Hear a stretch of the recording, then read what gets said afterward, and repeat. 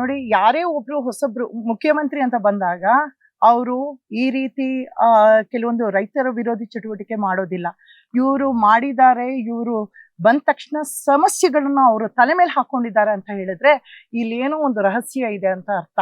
ಬಹುಶಃ ಚಿದಂಬರಂ ರಹಸ್ಯ ಇರಬಹುದು, ಯಾರಿಗೂ ಗೊತ್ತಿಲ್ಲ. ಹೀಗೆ ನಾವೆಲ್ಲ ಹೋಗ್ತಾ ಇದ್ದಾಗ ಕೆಲವು ಜನ ಮಾತಾಡ್ತಾರೆ, ಮೇಡಮ್ ಇದು ಒಂದೇ AACT ಇದು ಒಂದೇ ಅಲ್ಲ, ಇದು ಬೇರೆ ಏನೋ ಒಳಗಡೆ ರಹಸ್ಯ ಅಡಗಿದೆ, ಏನೋ ಒಳ ಸಂಚು ಮಾಡ್ತಾ ಇದ್ದಾರೆ.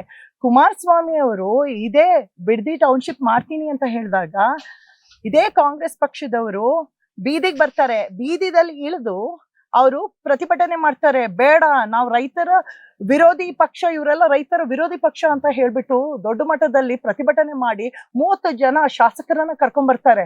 ನೀವು ಬಿಡದಿದಲ್ಲಿ ತಾನೇ ನೀವು ಎಲ್ಲರನ್ನು ಕರ್ಕೊಂಡ್ಬಂದು ನೀವು ಪ್ರತಿಭಟನೆ ಮಾಡಿದ್ದು. ಈಗ ಇದೇ ಕಾಂಗ್ರೆಸ್ ಅವರು ನೀವು ಹೇಗೆ ಈ ಒಂದು ಬಿಡದಿ ಟೌನ್ಶಿಪ್ ನ ಕೈಗೆತ್ಕೊಂಡ್ರಿ?